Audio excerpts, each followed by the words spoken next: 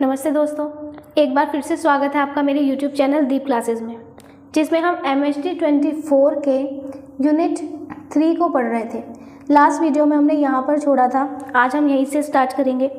बिना देरी किए हम अपना आज का वीडियो स्टार्ट करते हैं।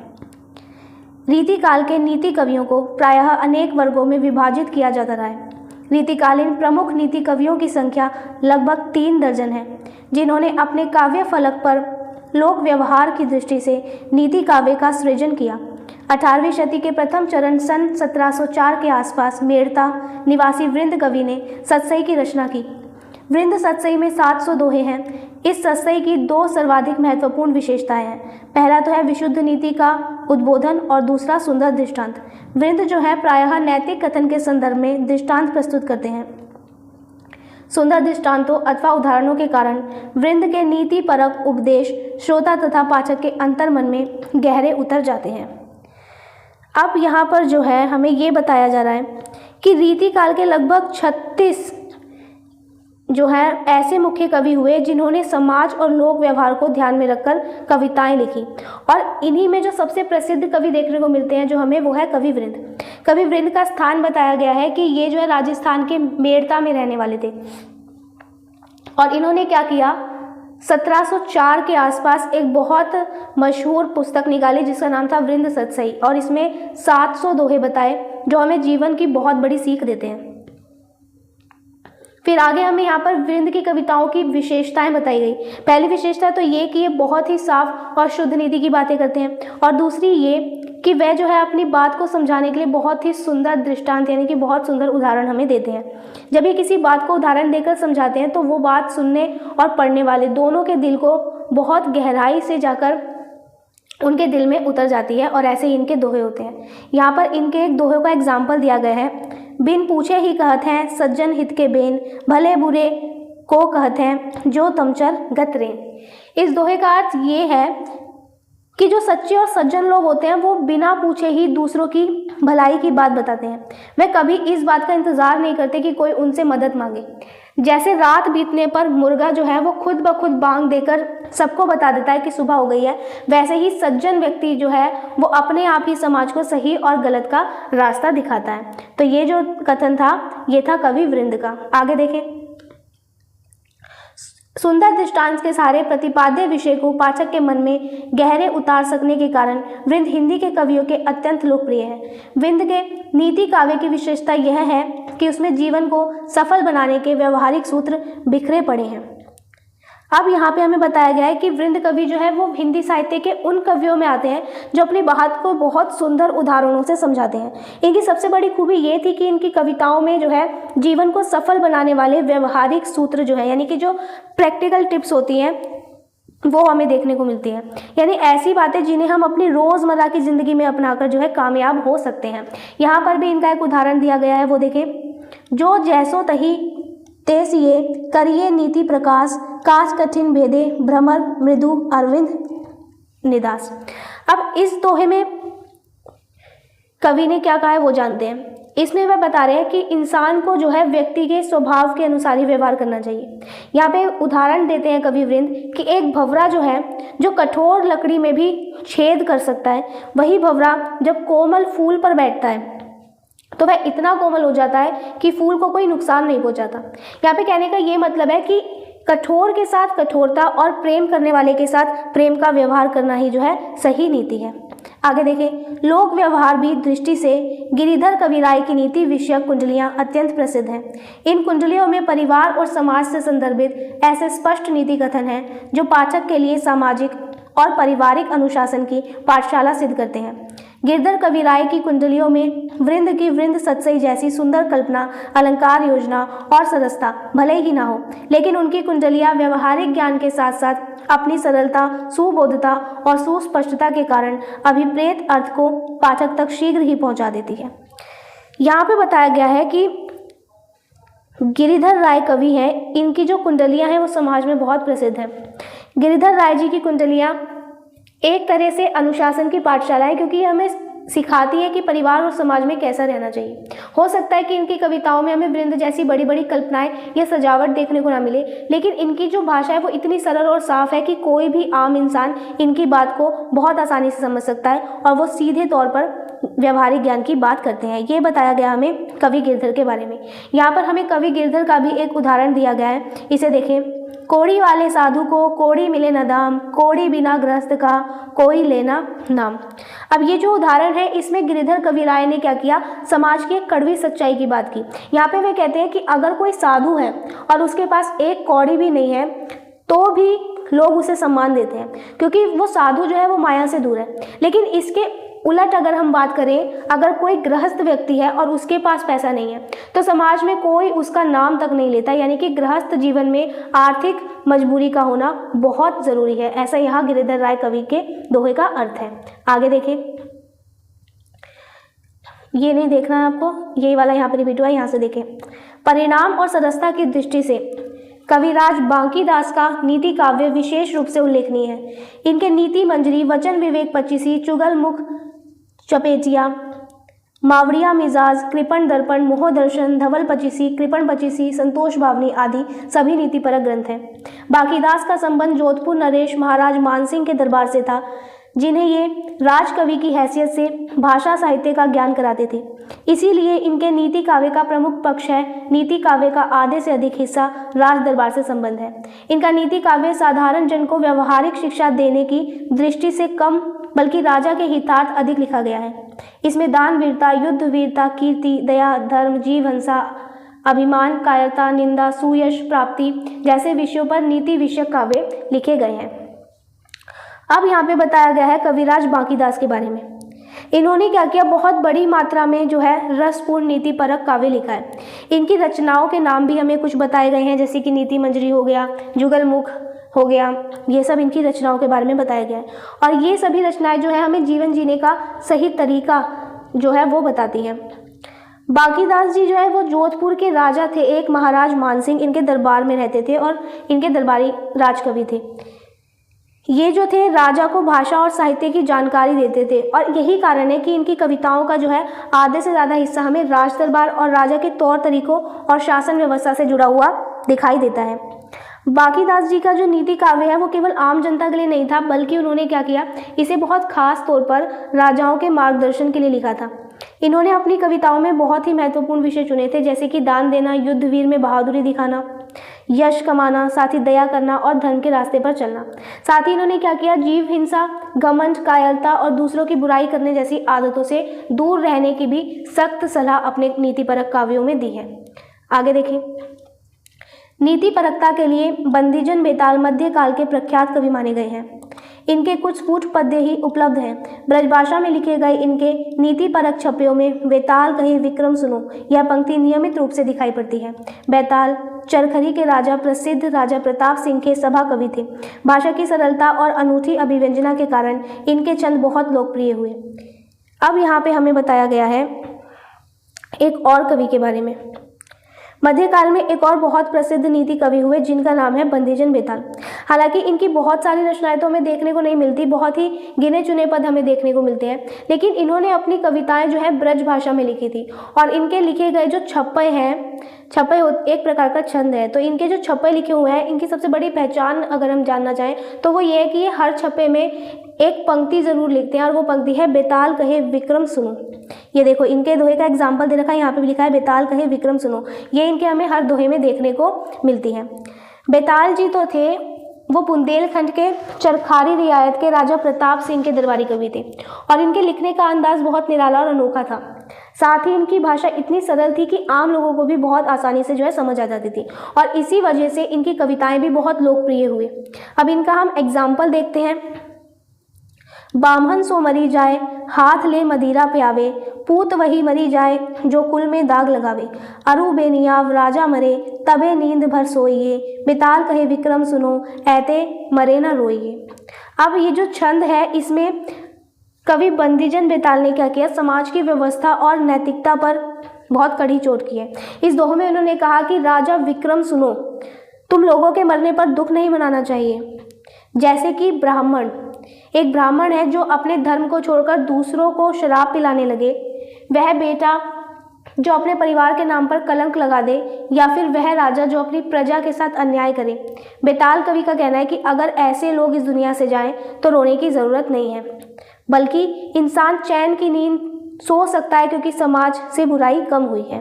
तो यहाँ पे इन्होंने किन किन लोगों के रोने पर, मरने पर रोने को नहीं कहा। एक तो वो ब्राह्मण जो अपना कर्म छोड़कर, धर्म छोड़कर क्या किया, शराब पीने लगे, तो उसके लिए रोना नहीं चाहिए। एक वो बेटा जो अपने परिवार के नाम पर कलंक लगा दे, उसके मरने पर नहीं रोना चाहिए। और वह राजा जो अपनी प्रजा के साथ हमेशा अन्याय करे, उनके मरने पर नहीं रोना चाहिए, बल्कि तब इंसान को चैन की नींद सो जाना चाहिए क्योंकि समाज से जो है बुराई कम हो गई। ऐसा कहा कवि बंदीजन बेताल ने। आगे देखिए, आगे है अब कवि बुद्धजन। नीति परकता के लिए प्रसिद्ध रहे हैं। नीति काव्य की दृष्टि से 702 दोहे वाली इनकी कृति बुद्धजन सस्य विशेष महत्व की है। सभी प्रकार की नीतियों के प्रतिपादन के कारण यह कृति सामान्य जन को सन्मार्ग पर चलने का संदेश देती है। पुस्तक के अंत में कवि स्वयं ही अपने इस उद्देश्य की पुष्टि करता है। अब यहाँ पर हम जानते हैं कवि बंधुजन के बारे में। ये जो थे अपनी नीति परक बातों के लिए मशहूर थे और इनकी रचना का नाम था बंधुजन सस्य, जिसमें हमें कुल 702 दोहे जो है वो देखने को मिलते हैं। इनकी किताब जो थी, इसमें जीवन की हर तरह की नीति की सीख हमें इसमें दिखाई देती है। ये आम लोगों को बहुत सन्मार्ग यानी कि सही रास्ते पर चलने की प्रेरणा भी देते हैं। इनकी पुस्तक में जो है इन्होंने ही स्वयं एक उद्देश्य भी बताया, उसके बारे में जानते हैं। यहाँ पर है, भूख सहो दारिद्र सहो, सहो लोक अपार, निंद काम तुम मत करो यह ग्रंथ को सार, ना काहू की प्रेरणा ना काहू की आस, अपनी मति तीखी करन वरन्यो वरन विलास। अब अपनी किताब के आखिर में जो क्या है, बंधुजन कवि ने ये लिखा, जिसमें उन्होंने बताया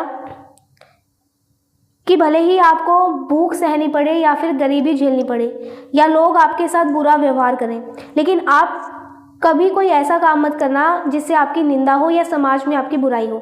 यही इस पूरे ग्रंथ का असली निचोड़ या सार है जो कवि बंधुजन ने इसमें लिखा।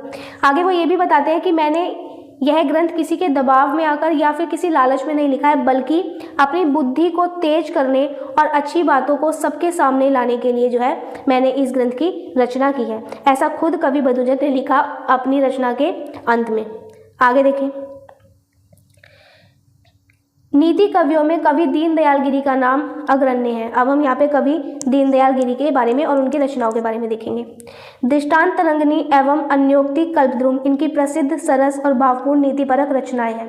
दया, निर्वेद, स्वतंत्रता, परोपकार, आत्मसम्मान, प्रेम, सहिष्णुता, मूर्खता, संगति, गुण, ग्राहकता आदि लौकिक विषयों पर अन्योक्ति में इन्होंने जो मार्मिक नीति काव्य रचा वह हिंदी नीति काव्य की अमूल्य निधि है। विषय की विविधता, भावों की सरसता, मार्मिकता तथा भाषा की व्यंजकता की दृष्टि से नीति काव्य सृजन में दीनदयाल गिरी का स्थान गिरिधर कविराय के समकक्ष है। अन्योक्ति आश्रित उनकी कुंजलियां, मार्मिकता और अभिव्यंजना की दृष्टि से हिंदी जो है वो नीति काव्य में अद्वितीय है। अब यहाँ पे हमें कवि दीनदयाल गिरी के बारे में बताया गया है कि इन्होंने जो है बहुत ही सुंदर और दिल को छू लेने वाली कविताएं लिखी। इनकी हमें 2 किताबें देखने को मिलती हैं जो बहुत प्रसिद्ध हैं, जिसमें एक तो है अन्योक्ति कल्पद्रुम और दूसरी है दृष्टांत तरंगिनी। इन किताबों में इन्होंने बहुत ही सरल तरीके से जीवन की बड़ी बड़ी सीख दी है। दीनदयाल गिरी जो है इन्होंने अपनी कविताओं में उन विषयों को चुना जो हमारे जीवन से जुड़े हुए हैं, जैसे कि दूसरों पर दया करना, मन की शांति, आज़ादी, फिर दूसरों का भला करना और अपने आत्मसम्मान बनाए रखना और साथ ही प्रेम। इन्होंने ये भी दिखाया कि अच्छी संगति और मूर्खता का हमारे जीवन पर क्या असर पड़ता है। उनकी ये बातें जो है ये आज भी हिंदी साहित्य का एक अनमोल खजाना हमें दिखाई देती है। आगे देखें, अगर हम इनके लिखने के ढंग और विषयों को देखें तो दीनदयाल गिरी का जो स्थान है वो हमें प्रसिद्ध कवि गिरिधर कविराय के बराबर ही नजर आता है। इन्होंने अपनी बातों को कहने के लिए अन्योक्ति यानी कि उदाहरणों का बहुत बखूबी और बहुत खूबसूरती से प्रयोग किया है। इनकी लिखी हुई कुंडलियां जो है वो इतनी मार्मिक है कि उनके जैसा दूसरा कोई और नीति काव्य में हमें दिखाई ही नहीं देता। आगे देखें, रीतिकालीन नीति काव्य में भड्डरी की कहावतें भी प्रसिद्ध हैं। कहा जाता है कि जिस तरह उत्तर प्रदेश या बिहार के ग्रामीण इलाकों में घाघ की कहावतें कहीं सुनी जाती हैं, उसी तरह पंजाब और राजस्थान में भड्डरी की नीतिपरक कहावतें प्रचलित हैं। काव्य माधुर्य और सरसता के अभाव से बावजूद वर्षा, अकाल, शकुन, अपशकुन, विनाश, लक्षण आदि पर आधारित इनकी कहावतें जनमानने में बहुत खूब प्रचलित हैं। अब आगे हम कवि भट्टरी के बारे में जानते हैं। भट्टरी जो है ये कहावतें लिखते थे, जैसे कि उत्तर प्रदेश और बिहार के गांवों में घाघ की कहावतें बहुत मशहूर हैं, ऐसे ही पंजाब और राजस्थान के इलाकों में जो है वो भट्टरी की कहावतें भी बहुत मशहूर हैं। हर घर घर में इनकी कहावतें बोली जाती हैं। भले ही इनमें जो है बहुत बड़ी हमें कविताई या सजावट देखने को नहीं मिलती है, लेकिन अगर हम काम की बातें बहुत गहराई से देखें तो इनकी हमें देखने को मिलती है। इन्होंने क्या किया, इन्होंने बारिश, सूखा और अच्छे बुरे, फिर शकुन, अपशकुन, विनाश, इन सभी को लेकर ऐसी ऐसी बातें कही हैं जो कि आज भी जो है आम लोगों के बीच बहुत ज़्यादा प्रचलित हैं। तो इनके बारे में लिखा कवि भट्टरी ने। आगे देखें, रीतिकाल के अनुवाद नीति कवियों ने प्राचीन नीति ग्रंथों के हिंदी में अनुवाद प्रस्तुत किए। कृष्ण कवि में बिहारी सस्सई के अलावा विदुर नीति पर टीका लिखी। कवि ब्रजनिधि ने भर्तृहरि के नीति शतकों के अनुवाद नीति मंजरी, श्रृंगार मंजरी और वैराग्य मंजरी नाम से प्रस्तुत किए। विष्णुगिरि ने चाणक्य नीति के दोहों का अनुवाद किया। अब यहाँ पे हमें ये बताया गया कि रीति काल में जो है कुछ कवि ऐसे भी हुए थे जिन्होंने पुरानी किताबों और नीति ग्रंथों का जो है हिंदी में अनुवाद कर दिया, ताकि आम लोग जो है वो उन्हें समझ सके। जैसे कृष्ण कवि को देखें, इन्होंने क्या किया, विदुर नीति का बहुत आसान भाषा में अनुवाद करके हमें समझाया। वहीं पे कवि ब्रजनिधि आए, इन्होंने भर्तृहरि के जो प्रसिद्ध शतक थे उसका अनुवाद किया नीति मंजरी के नाम से, और वैराग्य मंजरी जैसी किताबों के नाम से भी इन्होंने किया। इसके अलावा विष्णुगिरि भी है, जिन्होंने चाणक्य नीति की गहरी बातों को दोहों के रूप में हिंदी अनुवाद करके हमारे सामने प्रस्तुत किया। रीति काल में सामान्य रूप से श्रृंगारिक रचनाएं करने वाले कवियों बिहारी, घनानंद, ग्वाल, सेनापति आदि कवियों ने नीति के पद्य स्वतंत्र रूप में रचे। बिहारी का यह दोहा इसी श्रेणी का है। अब यहाँ पे हमें ये बताया गया सिर्फ नीति कवि ही नहीं, बल्कि वह कवि जो मुख्य रूप से प्यार और सुंदरता पर ही लिखते थे, उन्होंने भी नीति की बहुत अच्छी अच्छी बातें कही हैं। इन कवियों में हमें बिहारी, घनानंद और सेनापति ये कवि देखने को मिलते हैं। इन कवियों ने क्या किया, अपनी मुख्य रचनाओं में बीच बीच में बहुत ही काम के हमें नीतिपरक दोहे प्रस्तुत किए। एग्जाम्पल के लिए हम यहाँ पे बिहारी का दोहा देख सकते हैं। ये बिहारी द्वारा रचित है, इसे देखें। तंत्री नाद कवित रस सरस राग रतिरंग, अन बूढ़े बूढ़े तिरे जे बूढ़े सब रंग। इस दोहे का अर्थ जो है वो बहुत गहरा और रोचक है। बिहारी यहाँ पे ये बता रहे हैं कि संगीत की धुन, कविता का आनंद और प्रेम रंग, ये तीनों चीज़ें ऐसी है जिसमें जो इंसान थोड़ा बहुत डूबता है वह तो डूब जाता है, यानी कि उसे पूरा आनंद नहीं मिलता। लेकिन जो इंसान इन्हें पूरी तरह अपने सब अंग समेत डूब जाता है, वही असल में इस संसार सागर से पार उतर पाता है। कहने का मतलब ये है कि किसी भी कला या ज्ञान को अगर सीखना है तो उसमें जो है पूरी तन्मयता से डूबना पड़ता है, तभी आपको उसका असली फल मिलता है। ऐसा बिहारी के इस दोहे का अर्थ है। आगे देखें, रीति काल में नीति विषयक मौलिक और अनुदित रचनाओं के साथ साथ संग्रहित ग्रंथों में नीति काव्य का संचालन करने और उसका विश्लेषण करने की प्रवृत्ति भी थी। जयपुर के पुरातत्व मंदिर में प्रस्तावित दोहा में वृंद सस्सई के 76 और अनेक स्फुट छंद संग्रहित हैं। रीतिकाल में ऐसे नीति कवियों की संख्या कम नहीं है जिन्होंने फुटकर दोहे, कवित, छपै आदि में नीति विषयक तत्व समाहित हैं। रीतिकालीन नीति काव्य में अधिकांश कवियों ने व्यवहारिक नीति का संदेश दिया। इन्होंने पारिवारिक जीवन की अपेक्षा नहीं की, सांसारिक सुखों के प्रति विरक्ति का भाव नहीं दिखाया। इस तरह हिंदी में नीति काव्य की एक सबल और सुदीर्घ परंपरा रही, जिसका क्षेत्र भी व्यापक और विस्तृत है, जिसमें जीवन ज्ञान का अक्षय भंडार समाहित है। अब यहाँ पे हम जानेंगे रीतिकालीन नीति काव्य के बारे में और। आज हम रीतिकाल के नीति काव्य के आखिरी हिस्से को इसमें हम देख रहे हैं। इस काल में कवियों ने क्या किया, केवल अपनी नई कविताएं नहीं लिखी बल्कि पुरानी कविताओं का भी अनुवाद किया और अच्छी बातों को इकट्ठा करके क्या किया, उनका भी विस्तार कर दिया। उदाहरण यहाँ पे हम देखें तो हम देख सकते हैं जयपुर के पुरातत्व मंदिर में जो है एक ऐसी किताब है जिसमें वृंद कवि के हमें 76 दोहे और अन्य छोटे छोटे छंद भी देखने को मिल जाते हैं। रीतिकाल में जो है ऐसे बहुत सारे कवि हुए जिन्होंने क्या किया, अलग से कोई किताब नहीं लिखी थी, लेकिन उनके जो फुटकर दोहे हैं और छंद हैं जिसमें जीवन को बहुत गहराई से जो है बताया गया है, वो हमें देखने को मिल जाती है। इन कवियों की सबसे खूबी ये थी कि इन्होंने हमें किताबी बातें नहीं बताई बल्कि व्यवहारिक नीतियाँ सिखाई, यानी कि ऐसी बातें जो हमारे रोज़मर्रा के जीवन में काम आए। इन्होंने यह कभी नहीं कहा कि परिवार छोड़ दो या फिर दुनिया को सुखों से दूर हो जाओ या फिर और कुछ ऐसा इन्होंने नहीं बताया। इन्होंने क्या बताया, इन्होंने हमें यह सीख दी कि परिवार और समाज के बीच रहकर ही जो है सही ढंग से कैसे जिया जाए। इस तरह हम ये भी कह सकते हैं कि हिंदी साहित्य में जो नीति काव्य की एक बहुत ही पुरानी और मजबूत परंपरा हम जो चलती हुई देखते आ रहे हैं, वो आज भी हमें जीवन जीने का जो है सही ज्ञान दिखाती है। ये सब जाना हमने नीति काव्य के अपने आज के टॉपिक में। तो इसी के साथ हमारा ये टॉपिक आज कंप्लीट हो गया है। मिलते हैं हम अपने नेक्स्ट वीडियो में यूनिट नंबर 3 के नेक्स्ट टॉपिक के साथ। तब तक के लिए वीडियो पसंद आया हो तो वीडियो को लाइक एंड शेयर ज़रूर करें, चैनल को सब्सक्राइब करना ना भूलें। Thank you.